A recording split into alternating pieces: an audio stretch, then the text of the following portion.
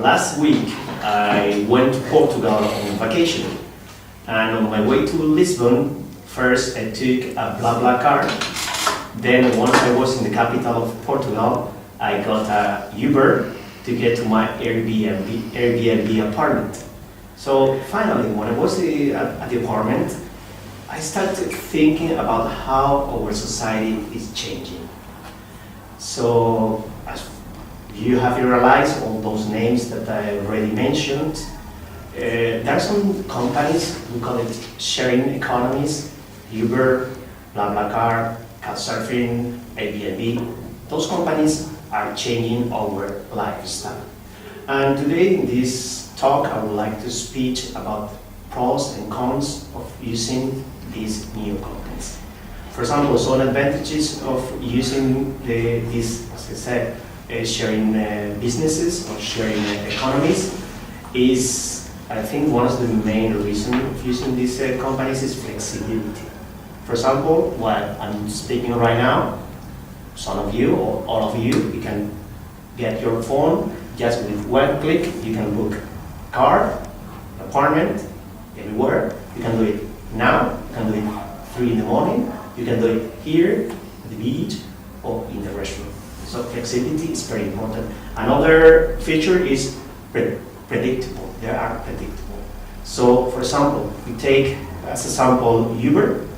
With that, I think we all know Uber is a company with which we can get a ride to go all around the city. So you can follow your taxi or your cab or your car. You can follow the blue dot because it's through GPS, through an online platform, through an app too. So you can the whole time you can see where your car is. Even when you are getting that ride, you know where you are going.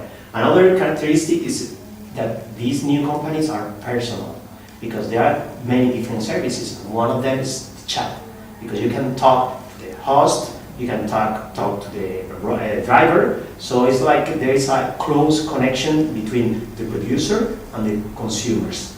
Another one, a very important one, is the reviews, because we get personal reviews from real people, and even we can rate.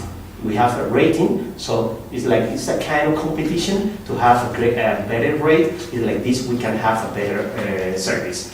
And maybe the most important characteristic is the online platform, the huge online platform that this business is, because actually it's a new business model that they bring to companies. Because thanks to that, they can earn a lot of money without actually investing nothing.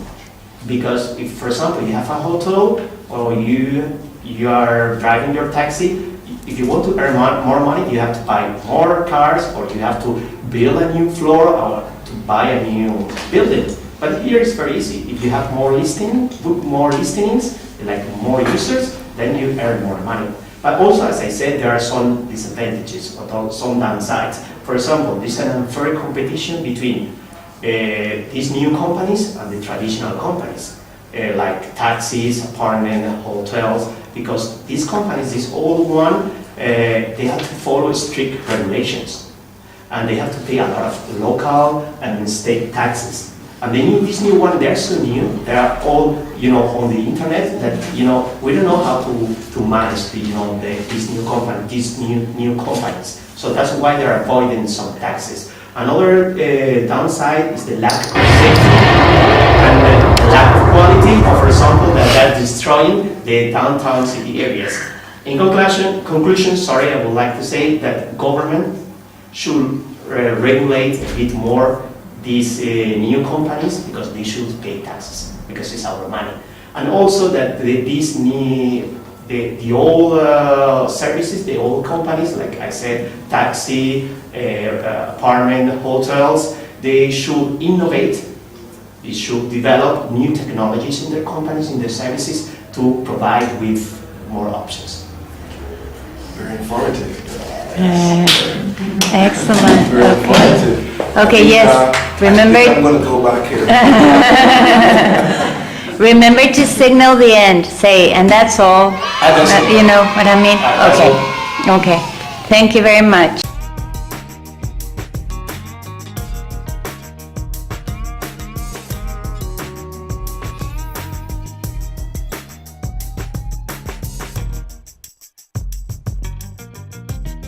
Okay, so Greg, would you like to? I did this my book. I didn't prepare anything, but let's go. I'm going to wing it. I'm going to Okay, you're going to improvise your topic.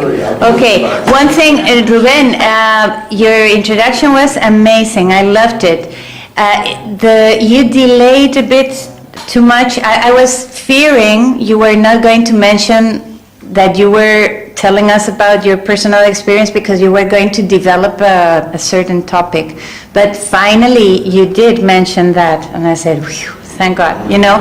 So what I mean is, remember that even if you start as brilliantly as that, like telling about an anecdote or about your personal experience, you should remember to mention explicitly that you're going to talk about that topic. Okay? So it's an original beginning because you don't start with, I'm going to speak about something. It's original, it's good, you can use all those resources, okay? But don't forget to mention the topic, because if he hadn't mentioned the topic, then it would be a bit awkward for us. Which one is his topic? So, Carpooling. Carpooling. Sharing cars, components, right. apartments, Sharing, cars, yes. carpooling. Very informative. I learned a lot. Yes. Let's see. Okay, so is the timer ready? Yeah, and are we ready? And we're ready? Yes? Okay, so now we go to our second oral presentation by Greg, who is going to improvise. Ready, set, action. Okay, a year and a half ago, I had an epiphany that I was tired of the drudgery, the monotonous way of making a living. So I've decided that, hey, I'm going to start my own business.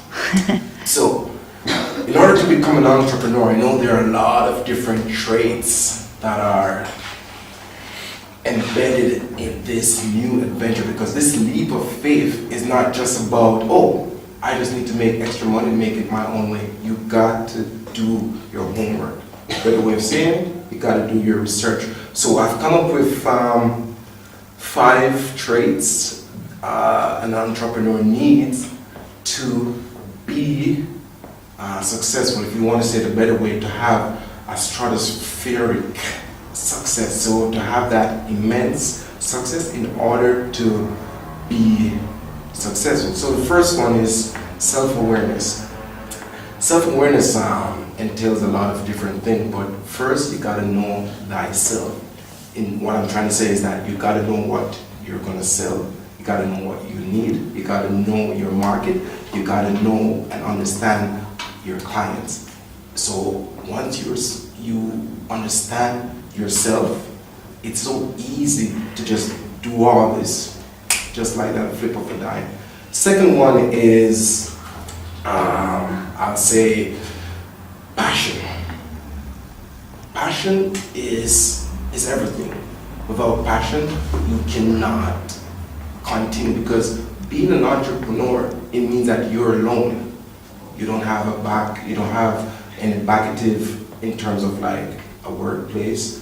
You don't have any family, it's you. So you have to find that passion for what you love. So for example, I like education.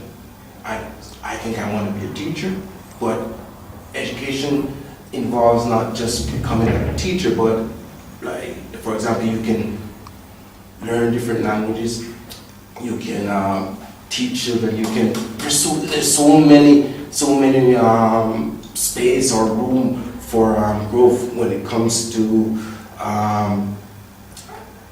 sharing your passion. So passion for me is, it's not just, how should I say it? It's not just passion, it's love. Once you love that thing, even an entrepreneur would be easy. The third one is model success. What I mean by modeling success is, for example, find people that have already done this job. So for example, Oprah Winfrey, one of the most successful women in history, $79 billion. $79 million rich. The fourth one is, I'll say, creativity. creativity is everything. You don't need to rely on your workplace. You become your own creator. The fifth one is enjoying what you do.